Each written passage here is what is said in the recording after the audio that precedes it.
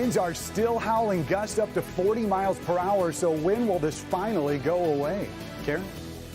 All right, Ben, also first at 4, a stunning discovery. A father and his young son found dead in a Port Huron home. What we have learned about the disturbing circumstances. Mayor Duggan's defense, the action he's taking now after a report criticized how City Hall handled deleted emails. Good afternoon, Paula. So I want you to meet Manny because I want you to look at Manny's beautiful face. And he is being made more adoptable by an unsung hero, a volunteer. I'll show you how you can get involved. Live from downtown Detroit, home of WDIV and Click on Detroit, Local 4 News First at 4 starts now. Good afternoon, I'm Karen Drew. First at 4, no one at Detroit City Hall is being fired, and Mayor Mike Duggan is defending his team against a critical report from the Office of the Inspector General. He denies preferential treatment for a nonprofit and any cover-up. The OIG found no conflict of interest, and I'll leave it to the people of Detroit to decide.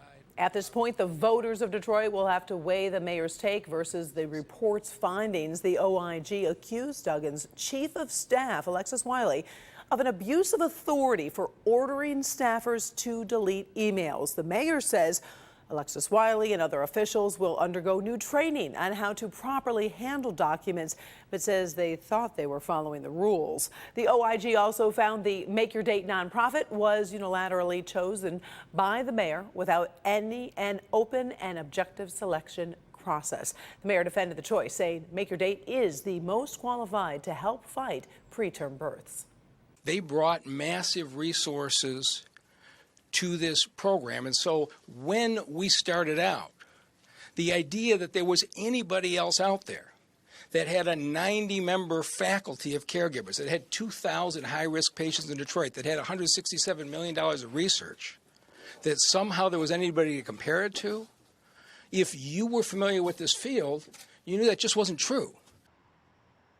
Okay, so there is much more to the story. New at 5, we're going to have more on those emails and why the mayor says they were deleted, including the connection to an ongoing involving City Hall.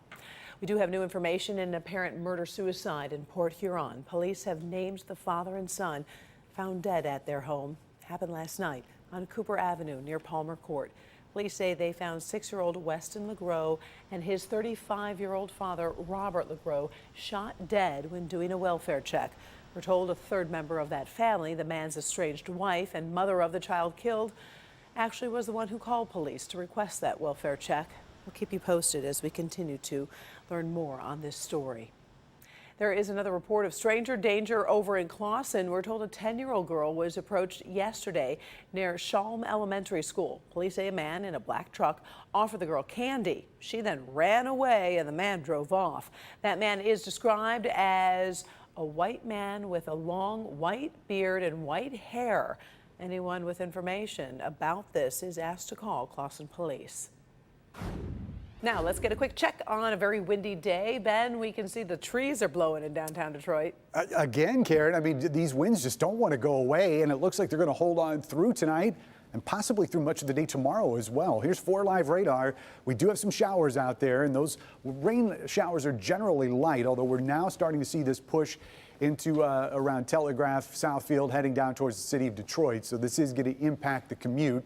Not in a good way. Here are your wind gusts. They were up to 40 miles an hour. Not quite there, but not far from it. A lot of 35-mile-per-hour gusts here in the metro zone, and we expect to see those winds pretty much stay there as we go through the nighttime hours tonight. We'll look at when the wind finally does subside and what we can expect for the upcoming weekend in just a few minutes, Karen. Thanks, Ben. We do have some breaking news on new charges against actress Lori Loughlin and her fashion designer husband. Federal prosecutors say they are now indicted on bribery charges connected to an organization that received federal funding, in their case, to get their children into the University of Southern California. New charges have also been filed against 9 other parents in that big college admission scandal. New closed-door testimony and an explosive new tweet from the president are the top stories on Capitol Hill. The president's choice of words igniting a firestorm. Once again, he called the impeachment process unfair and added, quote, all Republicans must remember what they are witnesses here, a lynching, but we will win, end quote. Devin Skillian joins us from the newsroom with reaction and that new testimony. Devin. Yeah, Karen, President Trump has used Twitter to toss out insults and exaggerations and claims before, but to use the word lynching is for some people in Washington going too far, a word that is loaded, of course, with racial significance, and there was pushback from members of Congress, both black and white, both Democrat and Republican. That's not the language I would use. It's very clear that what the Democrats are doing here does not have due process. It's not fair in the process. It's not something that this House has done ever in the past. Well, I think to have the president classify a constitutional remedy to an unlawful, egregious act such as lynching is beneath the dignity of the office of President of the United States. Meanwhile, away from that issue, the former U.S. Ambassador William Taylor is testifying behind closed doors for House impeachment investigators. He's the diplomat whose text message raised the issue of a quid pro quo connected to military assistance for Ukraine. Michigan Congressman Andy Levin has already called his testimony very troubling. We're starting to learn more and more about what he had to say on Capitol Hill. Testimony is, though, being held behind closed doors to prevent witnesses from coordinating their stories. Democrats have compared it to testifying before a grand jury. No doubt we may hear more reaction within the next hour. We'll have a report, in fact, coming up from Washington on Local 4 News at 5. Karen, back to you. All right. Thank you, Devin. Right now, it looks like most Syrian Kurds have honored a ceasefire and moved out from territory demanded by Turkey. The 5-day agreement has just expired in the last hour. The world will be watching to see what happens next. The Kurds have now been forced from their homes, including thousands of children, after U.S. troops were pulled from the area. Meantime, Russia is flexing its new influence in the region. President Vladimir Putin met with Turkey's president today. NBC will continue coverage of the ceasefire and what's next tonight at 6:30 on Nightly News with Lester Holt.